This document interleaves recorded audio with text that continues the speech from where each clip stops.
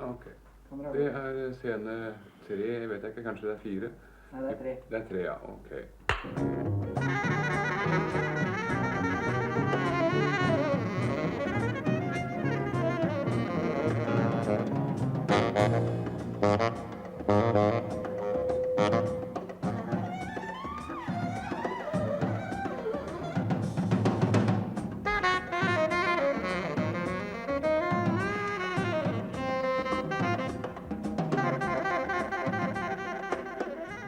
What is the characteristic of a good bass player in your... What is what? The characteristics of a good bass player. Well, one thing you should do is be able to play in tune.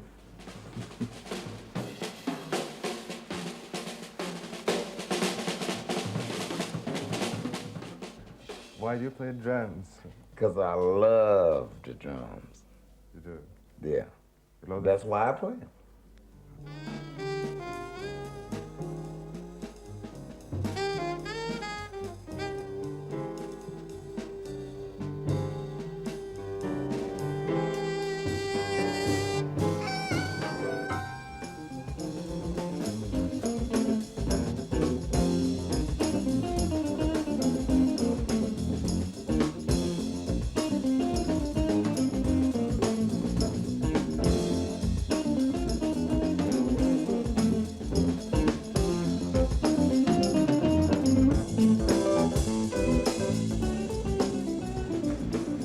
To when you're not playing?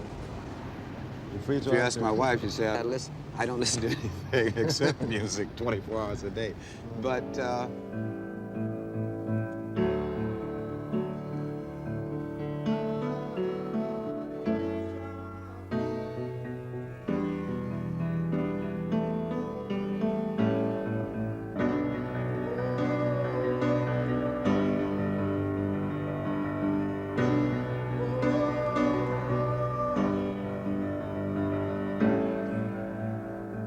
the concert stage is not the right environment for us to play, you know.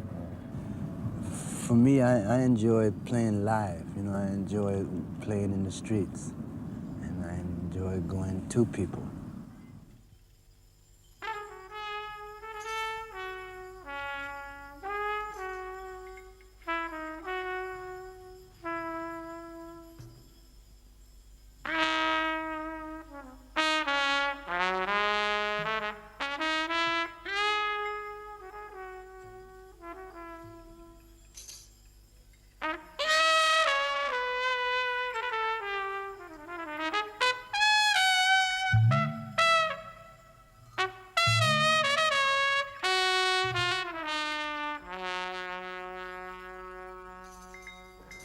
Do you regard jazz music as a black art form? Yeah, I mean that the jazz music is black art. Yeah. You do? Yeah. In what sense? I mean, do you feel that you are not able to play jazz because you are white, or? No, it is another question. Mm-hmm. I mean that, like I told you, that opera is Italian art for myself, but. Wagner write also opera and you know Gluck and another very creator opera composers, and also in jazz, you know, it is black art. But anyway, you know, there is what they call black music, because there was a period where that everyone was reaching for a certain freedom, you know, and it was a group of black musicians. And we were all paying dues together, and I mean that's hard times, and we had to unite, you know, to be able to survive, and they classed that as black music. But now jazz, as being an expression of improvisation, has gone over the whole planet. You know, you can go anywhere and you can hear and meet musicians that are improvising, you know, and I think that's something that should be preserved, the quality of improvising, because that's something that's definitely folk.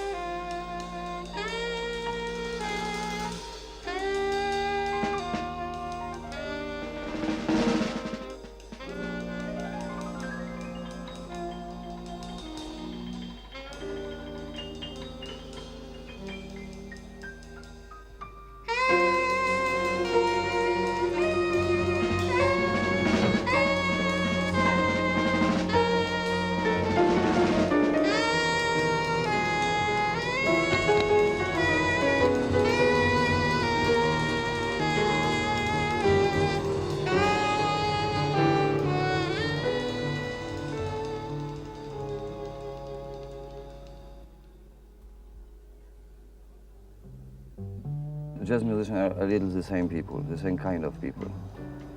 I don't know, for me, the jazz is kind of life, you know. When you play jazz music, do you feel as part of an Eastern, a Polish tradition? I don't know that, you know. I don't know that. I don't feel that. For me, I play how, you know, normal. I don't look for something in folklore. I don't look for something special feeling.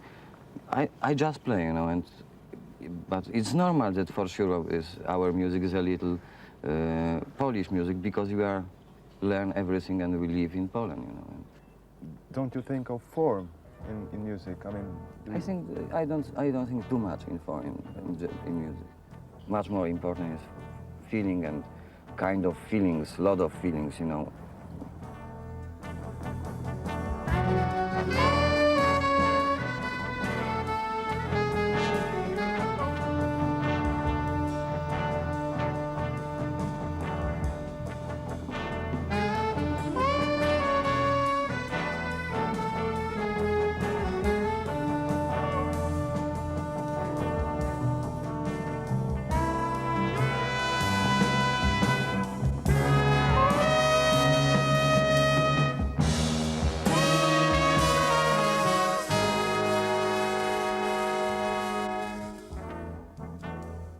you say that you're not interested in form, but still you've written a big band piece that has got a lot of form in it.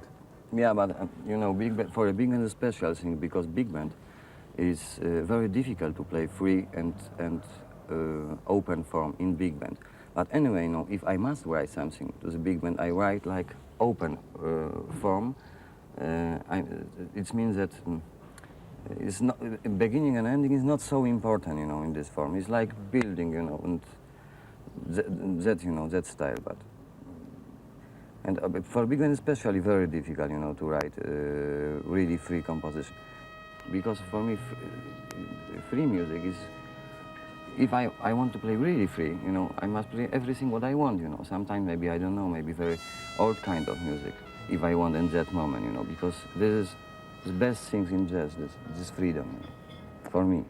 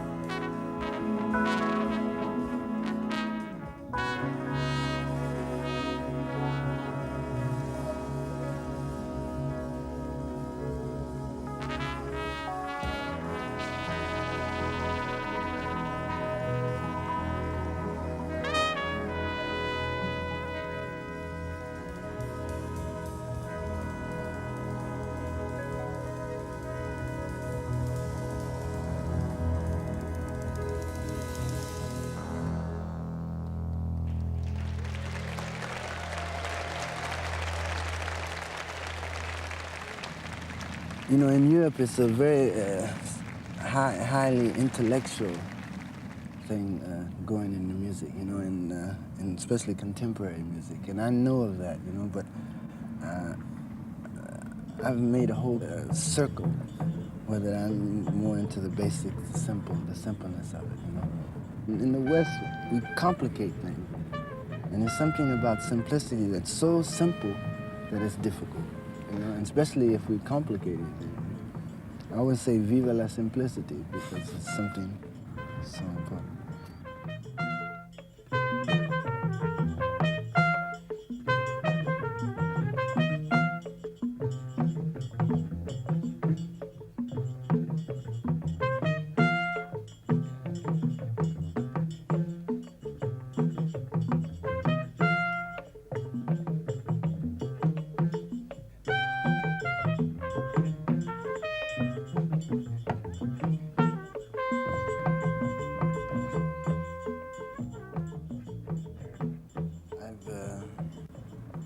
Come through the jazz tradition, jazz culture, but you know, like as a musician, you have the impression of the music of improvising from living in the cities. And then myself, I did a lot of traveling on the road, hitchhiking, from Northland all the way to North Africa. And then recently, within the last few years, I've been trying to learn about planting. So I'm a jazz musician, but I've come through different types of living, which has been an impression in the music that we've been creating together. You are using a lot of folk music in your music. What is the similarity between jazz music and folk music to you? Yeah, well, I mean, it's all an expression of the heart, or as a voice of God, you know, in music. And we can categorize it as devotional music, there's classical music and folk music. And in jazz, we've had the freedom to be able to combine all of it into one music, devotional, classical, folk. And I've been using a lot of instruments from ethnic instruments or instruments that are organically made by hand with different textures of wood, bamboo, strings, and skin. You know, and I've even taken some of the conceptions from other instruments, for example, the doussn'guni, and written compositions where a bass player maybe would play the same phrase as the doussn'guni with an electric bass. And you can, you know, and that can work, you know, as long as they have the same understanding of the feeling of these ethnic instruments, of these natural instruments, such as doussn'guni, which is a hunter's guitar from Mali in Africa.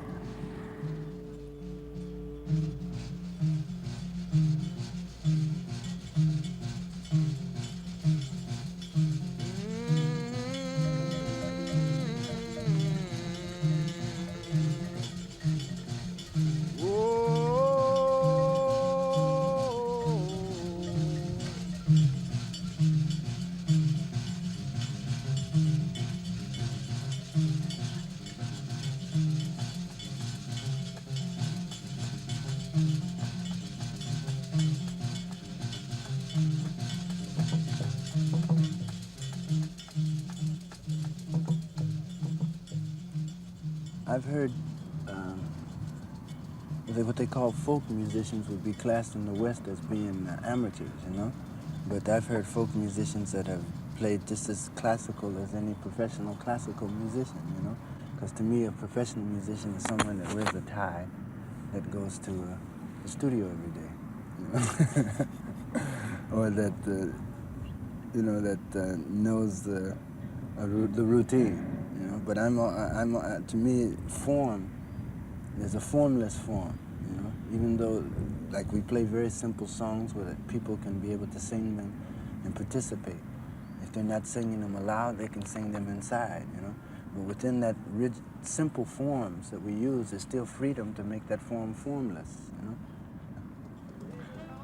I mean, I'm an amateur musician anytime I go and play on the streets, because the people have more respect for you if they pay to come and hear you play than if you just play on the street. They don't take that as being as serious as it is, you know, it's serious expression as if you go to a concert hall.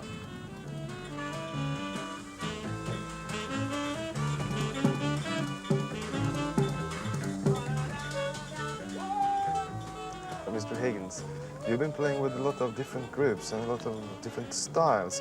Does that make any problem to you? No, I mean, they try to, you know, make it so that you can play whatever's going on, you know. And it's good because then you keep a fresh outlook, you know. What is, in your opinion, the function of the drummer in the band, in any band? It's a navigator. Navigator? Right. Timekeeper or? Well, just a part of, you know, a part of the music as far as sound and rhythm is concerned, and you know, melodically, however you're playing it, you know. But it's mostly like direction is usually on the drummer because he can play usually the loudest and the softest.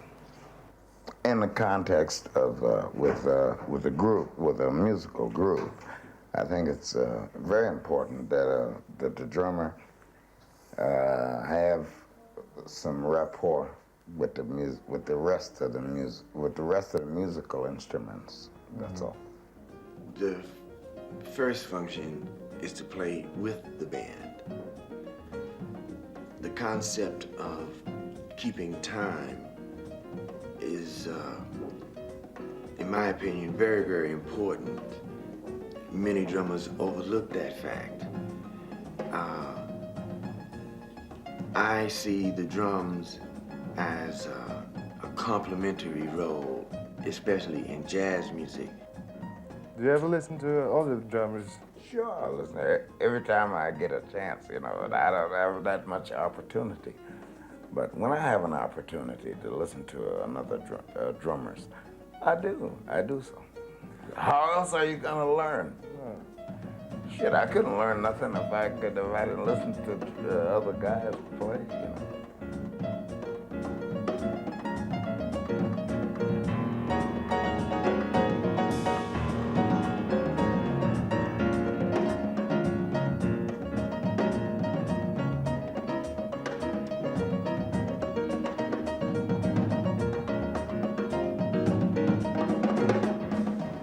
Mr. Thigpen, do you feel that drumming has changed in art form during the last years? Yes, it has. I would say in the last 20, maybe 15 years even, or as early as 15 years ago, drumming has changed as much as the music has changed. I don't know which has had the most influence on what, whether it's been the music itself or the rhythms, but drummers have become more free. In the jazz, or we call the pure jazz idiom, you had Art Blakey, who was a major influence, and you know, when you had the bebop and with Art Blakey and Roy Haynes and of course Max Roach, major influences. And then the next major change came with, of course, Philly Joe Jones, but even a greater, I think, major change came with Elvin Jones, who you'll have here tomorrow. He completely turned everybody around and started a new wave of thinking for playing drums. And then now you've had another man come along by the name of Bernard Purdie in heavy soul music, or what we call soul music, or jazz rock, or whatever you want to call it.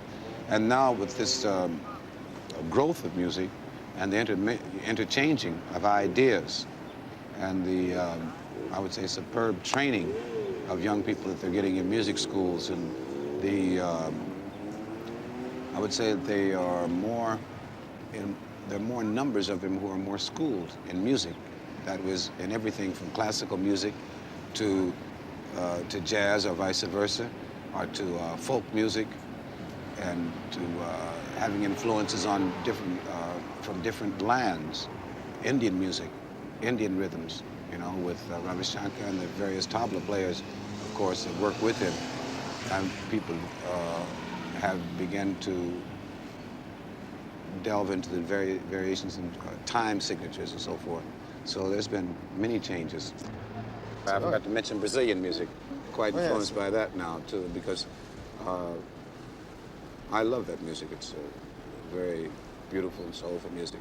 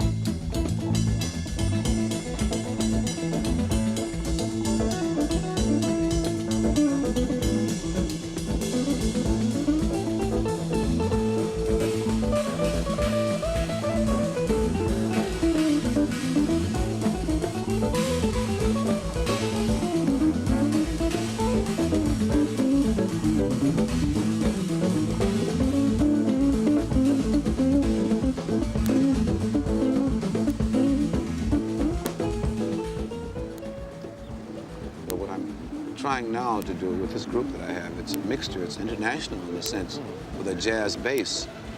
So there's a marriage to try to have that type of international relationship coming through the group. We can produce that through the music so that each of us have an understanding of each person's personality and culture and so forth. Technically speaking, what do you feel is the difference in your playing from the way you played with Oscar Peterson and the way you play now? Well, I would say that I'm freer now, to be honest. At that time, it was, everything had to be very set. It was very strict. It was very good. We made very excellent music, and I think it'll, if they put a time capsule, you can pull it out 50 years from now, it'll still be good for what we were doing then.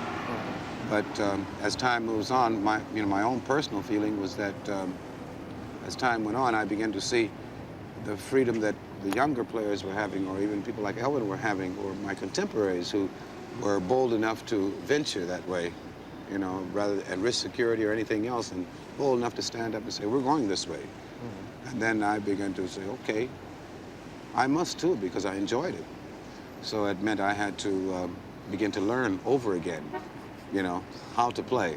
And because after 15, 20 years of playing almost one way, purely as a timekeeper, solely as a timekeeper, and not doing other things more free, because the concept that we played in, it didn't call for it. But now I say I've been away from Oscar now. This is my 10th year, believe it or not, that I've been away from Oscar. But in that 10 years, I've been studying a great deal and experimenting. And in the last 3, I've had the opportunity to become more involved in new music and more involved in the jazz rock scene.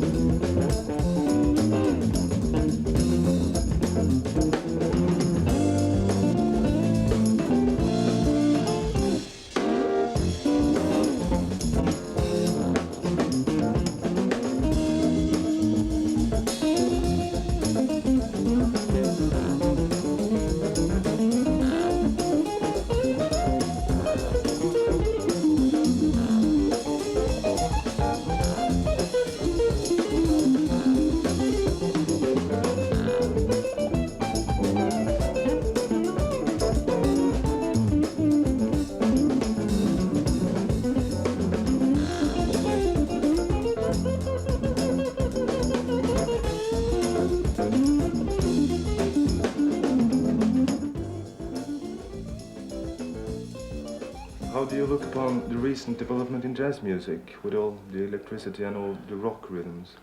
I don't pay attention to it, man. Yeah. No, I only listen to myself. What do you listen to when you are not playing? Any particular persons? Yeah, this is Beethoven, string quartets.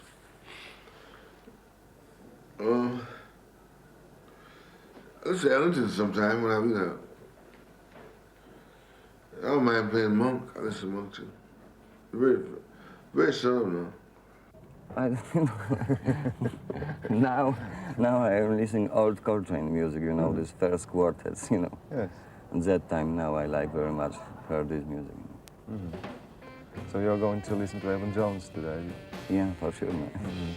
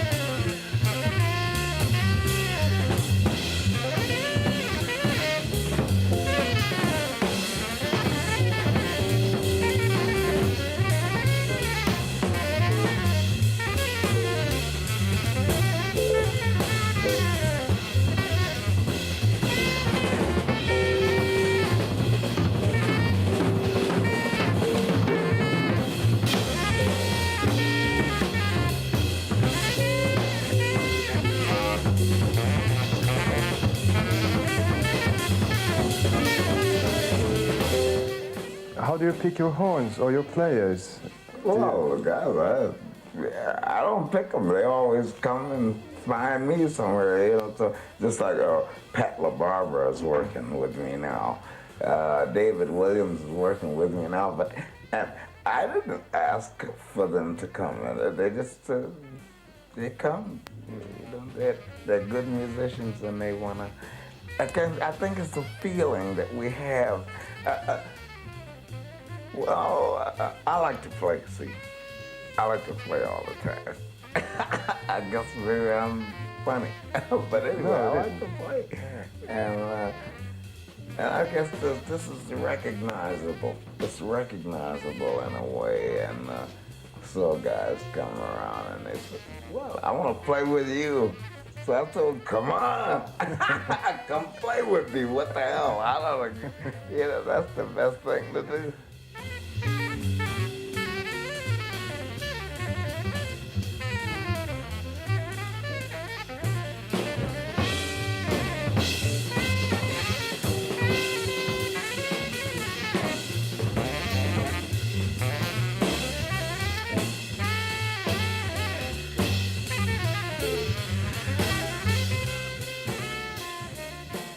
Do you see any basic difference in jazz, rock, all the things that's on the scene today? No, I didn't know that. Everything, the main thing is the time. It's time. You keep time. If you learn how to keep time, then you play any kind of music, because it's all the same.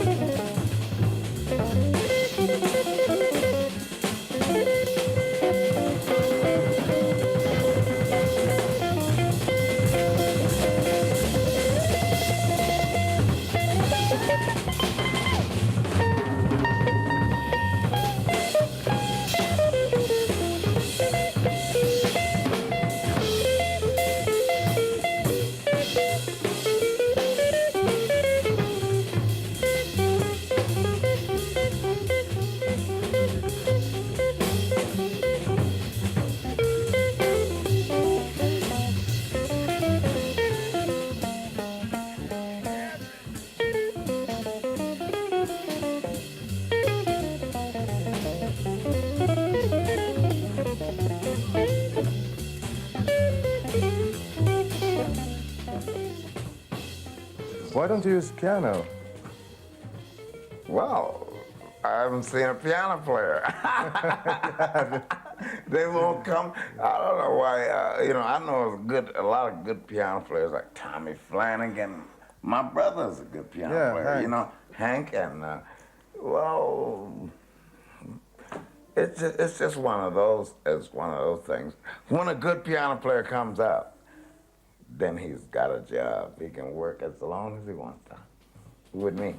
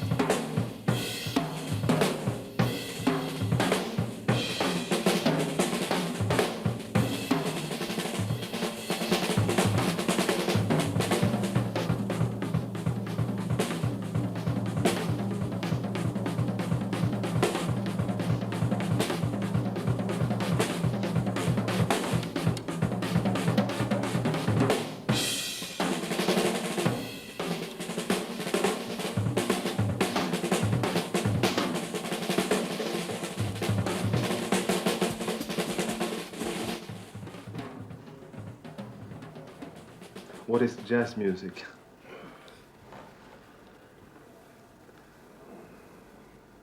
I don't know. And I don't care.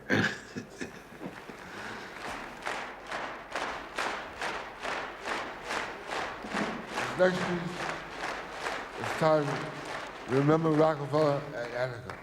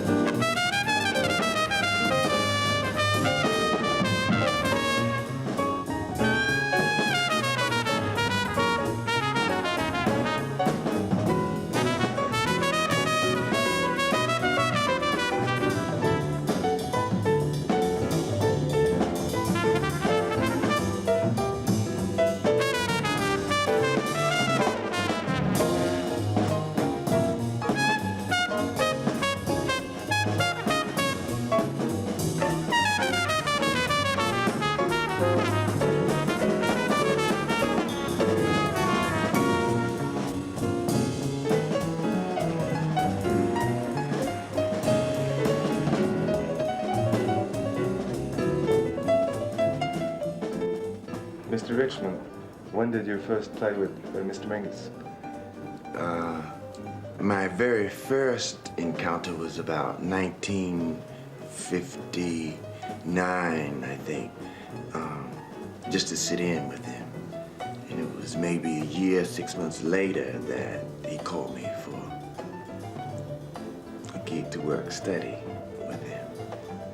He was trying many drummers at that time, you know, and I feel very, very lucky and fortunate because I switched from the tenor saxophone to drums. And there was quite a lot that I had to learn, and it was very big shoes to fill, you see. What happened on the first date?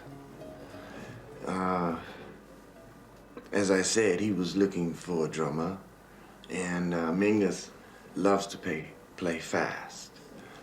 And he was playing Cherokee, and he just stopped it, you know, right in the middle of the tune. Said, I wish I could get a drummer who could play fast. And I was in the audience with Jackie McLean and Lou Donaldson, and Lou said, my man will play it. I said, oh, man, don't do that, you know. But Mingus said, well, come on up. And I played at it. I can't really say that I played it, but he liked the feel that I had and told me he would get in touch with me. What do you feel is specific about Dan Richmond? Well, everything he does I don't agree with because he's got a lot of rock in his playing. He changed his style a lot. I've talked to him about it.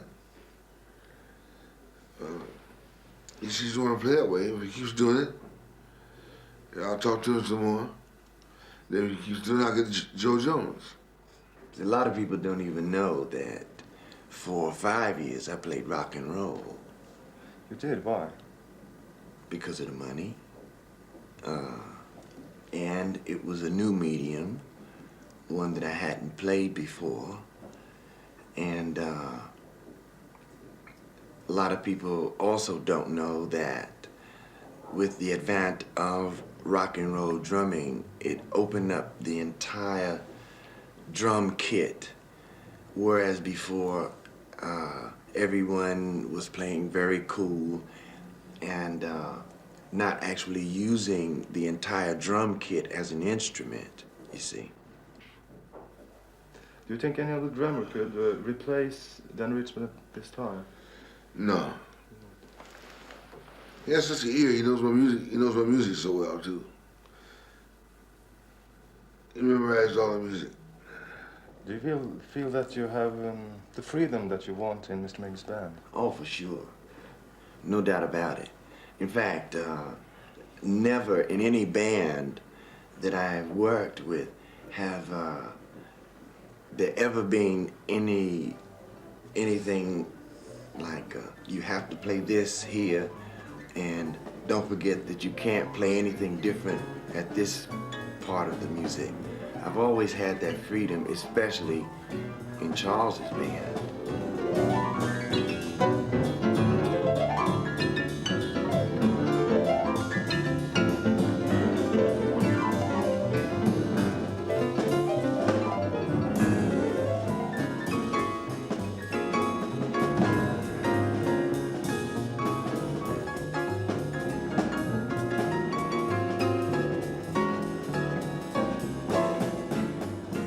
As a band leader, to what extent do you control your musicians? Do you give them orders how to play?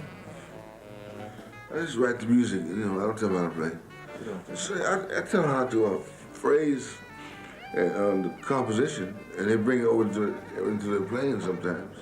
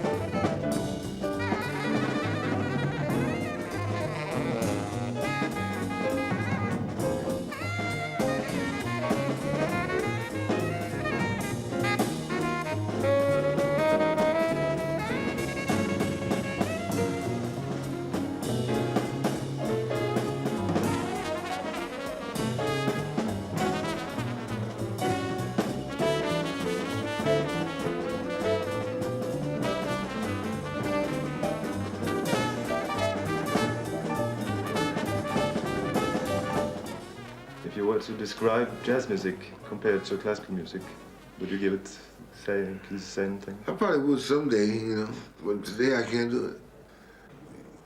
I haven't seen anybody yet that can describe music.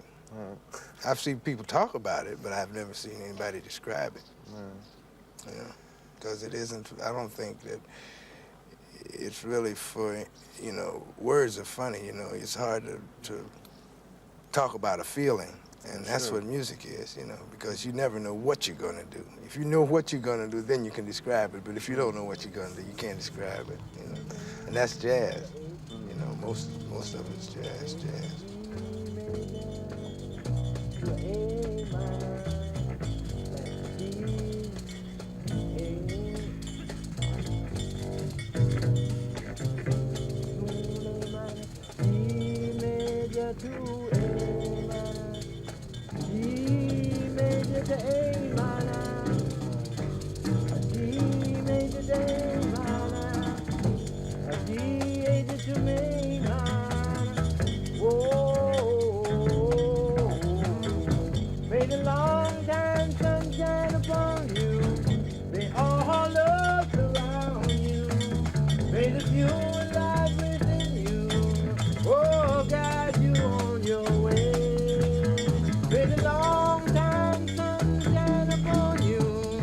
May all